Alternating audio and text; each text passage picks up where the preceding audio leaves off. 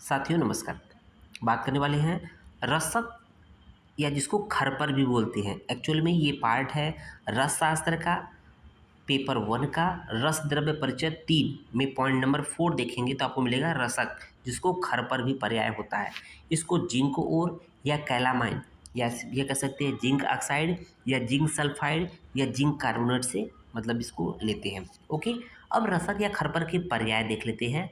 तो खरपर, खरपरीयक, रसक, यशद कारण वेरी वेरी इंपॉर्टेंट है, रीतिकृत वेरी वेरी इंपॉर्टेंट है, ताम्ररंजक, नेत्र रोगरी वेरी वेरी इंपॉर्टेंट है बच्चों। ये इंपॉर्टेंट अगर देखा जाए तो अपने आप में बहुत इंपॉर्टेंट है। रोग भट्ट, गोभट्ट, गोभट्ट भद्द, क्षितिकीट, रसोद्भव, गोभद्र, ये कुछ इंपॉर्टेंट पर्याय हैं रसक या खरपर के, जो कि अक्सर कॉम्पिटिटिव एग्जाम में पूछे जाते हैं। मिनोलॉजिकल आइडेंटिफिकेशन की बात करते हैं। कलर येलो, वाइट, ग्रे और होता है। क्लीवेज परफेक्ट होता है। टेनेसिटी ब्रिटल होती है। लश्चर विट्रियस में बी परली। फ्रैक्चर की बात करेंगे तो अनइवन होता है। स्ट्रिक की बात करेंगे वाइट होता है।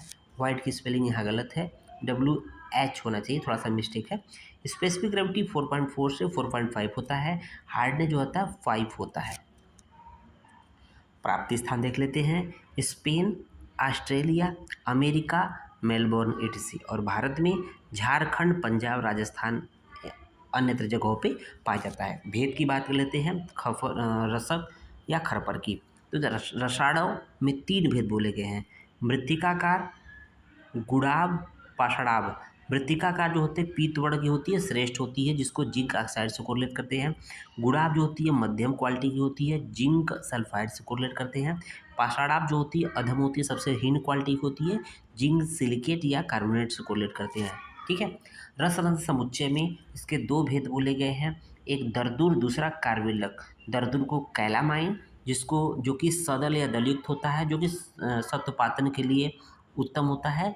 जबकि जो कार्बेलक होता है उसको स्मिथसोनाइट, जो कि दल रहित होता है, दलयुक्त होता है और औषध कार्य के लिए उत्तम होता है। याद कैसे करेंगे दोनों? दरदुर और कार्बेलक, इन दोनों को याद कैसे करें? तो देखेंगे एक ट्रिक बनाया गया है निमोनिक से। दादू खटारा कार चलाते हैं। दादू, दादू मीन्स दरदुर, खटारा, खटारा मीन्स होता है खरपर, खटारा मीन्स खरपर या रसक। दादू खटारा कार, कार मीन्स कार्बेलक, तो दादू मीन्स दरदुर, कार मीन्स हो जाए कार्बेलक, खटारा कार चलाते हैं। ओके, ग्राह्य लक्षण की बात कर लेते हैं हम। सत्वपातन हेतु सदल रसक या दरदुर और औषधि कार्य हेतु निर्दल या कार्बेलक का ग्रहण करना चाहिए।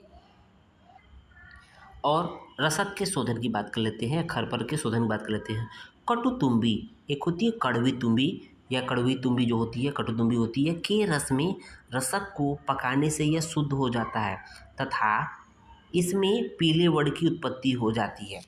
दूसरा इसका शोधन की विधि है, खरपर को तप्त कर लेंगे, उसको नरमूत्र या घोड़े के मूत्र या तक्र या कांजी में 7 बार बुझाने से खरपर या रसक शुद्ध हो जाता है।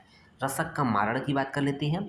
तो संभाग रसक प्लस पारद, मतलब संभाग लेंगे पारद मिला के उसी में और बालों के यंत्र में 1 दिन तक पाक कर लेंगे, तो क्या होगा, लाल रंग की भस्म की निर्माण हो जाएगा, दैट इज का रसक या खरपर।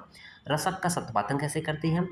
हरित की शिलाजतु, केचुआ, हल्दी, टंकड़, गृहधूम सभी रसक से चतुर्थांश अर्थात 1/4, मतलब एक भाग रसक लेंगे तो इसका 1/4 1/4 सभी ले लेंगे, चतुर्थांश 1/4 लेकर रसक के साथ घोट कर अंधमूसा में रखकर धमन करने से रसक सत्व रूप में प्राप्त हो जाता है।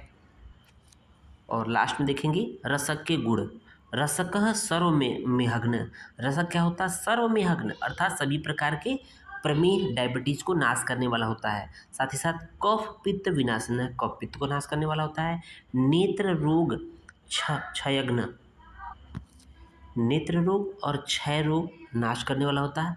लोह पारद रंजन, लोहे और पारद को रंजन करने वाला होता है। ये कुछ उसके गुणकर्म है।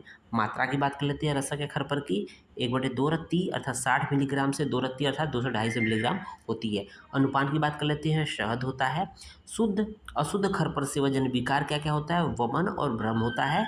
और अगर विकार उत्पन्न हो गया हो, उसकी शांति हेतु क्या उपाय करना चाहिए, तो 1 सप्ताह तक गोमूत्र का पान करना चाहिए। प्रमुख योग की बात कर लेते हैं रसक या खरपर की, तो लक्ष्मी विलास रस है, प्रद्रांतक रस है, कस्तूरी भैरव रस है, बसंत मालती रस है, लघु मालती बसंत रस है। उम्मीद है लेक्चर समझ में आया होगा। धन्यवाद।